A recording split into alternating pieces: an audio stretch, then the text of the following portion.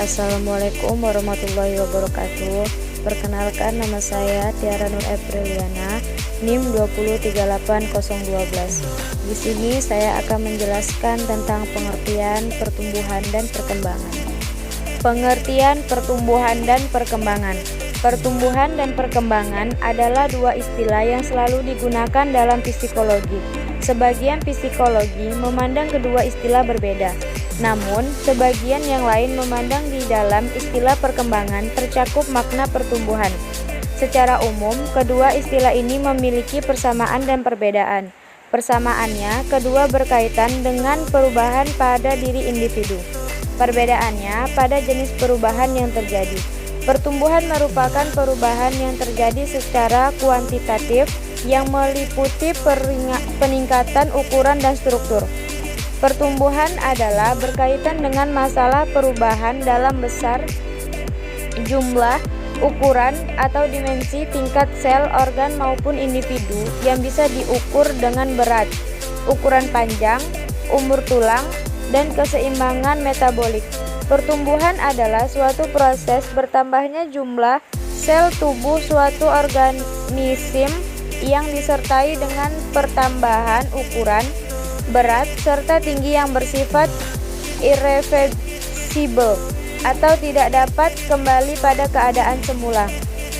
Pertumbuhannya lebih bersifat kuantitatif, di mana suatu organisme yang kecil menjadi lebih besar seiring dengan perubahan waktu. Prinsip-prinsip perkembangan. Selama proses perkembangan seorang anak ada beberapa ciri perubahan yang mencolok, yaitu 1. Perubahan fisik, perubahan tinggi badan, berat badan, dan organ dalam tubuh lainnya, misalnya otak, jantung, dan lain sebagainya. Perubahan proporsi, misalnya perubahan perbandingan antara kepala dan tubuh pada seorang anak. Yang kedua, perubahan mental, perubahan yang meliputi memori, penalaran, persepsi, emosi, sosial, dan imajinasi. Hilangnya ciri-ciri sikap sosial yang lama dan berganti dengan ciri-ciri sikap sosial yang, misalnya, egosentris, yang hilang berganti dengan sikap prososial. Hurlock menyatakan prinsip perkembangan ada 9, yaitu 1. Dasar-dasar permulaan adalah sikap kritis. Yang kedua, peran kematangan dan belajar. Yang ketiga, mengikuti pola tertentu yang dapat diramalkan. Yang keempat, semua individu berbeda. Yang kelima, setiap perkembangan mempunyai perilaku karakteristik. Yang keenam, setiap tahap perkembangan mempunyai resiko. Yang ketujuh, perkembangan dibantu rangsangan. Yang kedelapan, perkembangan dipengaruhi perubahan budaya. Yang kesembilan, harapan sosial pada setiap tahap perkembangan. Teori-teori perkembangan. Yang pertama, environmentalisme. Teori environmentalisme menyatakan perkembangan ditentukan oleh lingkungan. Yang kedua, naturalisme. Teori naturalisme memandang anak dengan cara-caranya sendiri, melihat, berpikir, dan merasa. Alam seperti guru yang mendorong anak mengembangkan kemampuan berbeda-beda di tingkat pertumbuhan yang berbeda. Yang ketiga, etologis. Etologis adalah studi tentang tingkah laku manusia dan hewan dalam konteks evolusi. Teori etologis dikemukakan antara lain Darwin, Lawrence, Tinbergen, dan Bowlby. Yang keempat, komparatif dan organismik. Pernyataan ini menunjukkan perkembangan harus dipelajari dari sisi aktivitas yang muncul di permukaan dan aspek kejiwaan organisme pelakunya. Di samping itu, prinsip ontogenik harus merupakan dasar perbandingan pola-pola perkembangan di beragam wilayah, spesies, dan kondisi patologis yang berbeda. Yang kelima, perkembangan kognitif. Teori ini digagas Jean Piaget yang menyatakan bahwa tahapan berpikir manusia sejalan dengan tahapan umur. Yang keenam, perkembangan moral. Teori perkembangan moral dikemukakan oleh Lawrence Kohlberg, dilahirkan pada tanggal 25 Oktober 1925 di Bronx, Shakespeare, New York. Kohlberg sangat tertarik dengan karya Piaget yang berjudul The Moral Judgment of the Child. Tahap-tahap perkembangan. Freud membagi tahap perkembangan anak menjadi 5 tahap. Yang A, tahap oral, usia 0-24 bulan. Pada tahap ini, kepuasan anak terletak pada otorotik, yaitu kesempatan anak menghisap punting susu ibunya.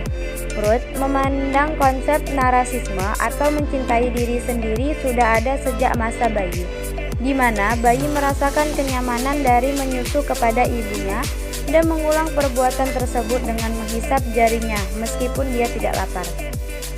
Anak-anak juga mencoba mempertahankan kedekatannya dengan ibunya dengan menggigit dan menangis. Yang B, tahap anal, usia 2-3 tahun. Selama usia ini, wilayah anal atau anus menjadi fokus ketertarikan anak. Oleh sebab itu, pelatihan menggunakan toilet sangat tepat dilakukan pada usia ini. Yang C, tahap falik atau oedipal, usia 3-6 tahun. Pada tahap ini, anak laki-laki mulai tertarik dengan penisnya.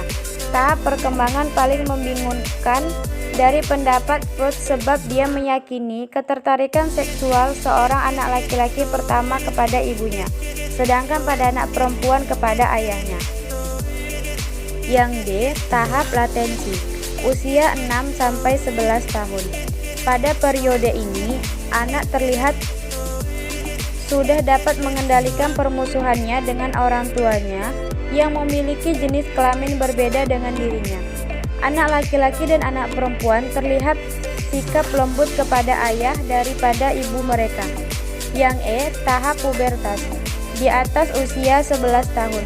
Masa pubertas merupakan masa di mana anak berupaya membebaskan diri dari perwalian orang tuanya. Mereka sudah mulai menyukai perempuan lain selain ibunya dan menyukai pria lain selain ayahnya. Perkembangan kognitif peserta didik. Perkembangan kognitif peserta didik. Kognitif adalah aktivitas mental yang berhubungan dengan persepsi, pikiran, ingatan, dan pengelolaan informasi yang memungkinkan seseorang memperoleh pengetahuan, memecahkan masalah, dan merencanakan masa depan atau semua proses psikologis yang berkaitan dengan bagaimana individu mempelajari, memperhatikan, mengamati, membayangkan, memperkirakan, menilai, dan memikirkan lingkungan. Urutan perubahan-perubahan fisik. Yang pertama pada anak perempuan, pertumbuhan tulang-tulang badan menjadi tinggi dan anggota-anggota badan menjadi panjang. Pertumbuhan payudara, tumbuh bulu halus berwarna gelap di kemaluan, mencapai pertumbuhan ketinggian badan yang maksimum setiap tahunnya. Bulu kemaluan menjadi keriting, tumbuh bulu-bulu ketiak. Yang kedua pada laki-laki, pertumbuhan tulang-tulang, testis, buah pelir membesar, tumbuh bulu kemaluan yang halus, lurus, dan berwarna gelap. Awal perubahan suara, ejakulasi, bulu kemaluan menjadi keriting, pertumbuhan tinggi maksimum setiap tahunnya, tumbuh rambut halus di wajah, tumbuh bulu ketiak, akhir perubahan suara, rambut-rambut di wajah berambah tebal dan gelap, tumbuh bulu di dada. Karakteristik perkembangan fisik peserta didik. Yang pertama, karakteristik perkembangan fisik pada masa kanak-kanak 0-5 tahun. Perkembangan kemampuan fisik pada anak kecil ditandai dengan mulai mampu melakukan bermacam-macam gerakan dasar yang semakin baik, yaitu gerakan-gerakan berjalan, berlari, melompat, meloncat, berjingkrak, melempar, menangkap, dan pertumbuhan jaringan otot lebih besar. Yang kedua, karakteristik perkembangan fisik pada masa anak 5-11. Perkembangan waktu reaksi lebih lambat dibanding masa kanak-kanak. Koordinasi mata berkembang dengan baik, masa di mana belum mengembangkan otot-otot kecil, kesehatan umum relatif tidak stabil dan mudah sakit, rentan dan daya tahan kurang. Yang ketiga, karakteristik perkembangan fisik pada masa remaja. Perkembangan fisik yang paling menonjol yaitu perkembangan kekuatan, ketahanan, dan organ seksual pada masa remaja. Karakteristik perkembangan fisik pada masa remaja ditandai dengan pertumbuhan berat dan tinggi badan yang cepat. Yang keempat, karakteristik perkembangan fisik pada masa dewasa. Kemampuan fisik pada masa dewasa pada setiap individu menjadi sangat bervariasi seiring dengan pertumbuhan fisik. Laki-laki cenderung lebih baik kemampuan fisiknya dan gerakannya lebih terampil. Pentingnya mempelajari perkembangan fisik peserta didik bagi pendidik. Bagi pendidik, manfaat yang dapat diambil dari mempelajari perkembangan fisik peserta didik antara lain: 1. Pendidik dapat memahami ciri khas perkembangan fisik dari peserta didik. Yang kedua, pendidik dapat mengerti tahap-tahap perkembangan dari peserta didik.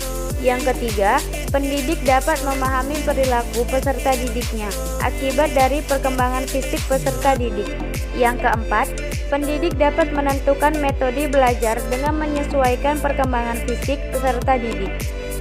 Sekian penjelasan dari saya, kurang dan lebihnya saya mohon maaf.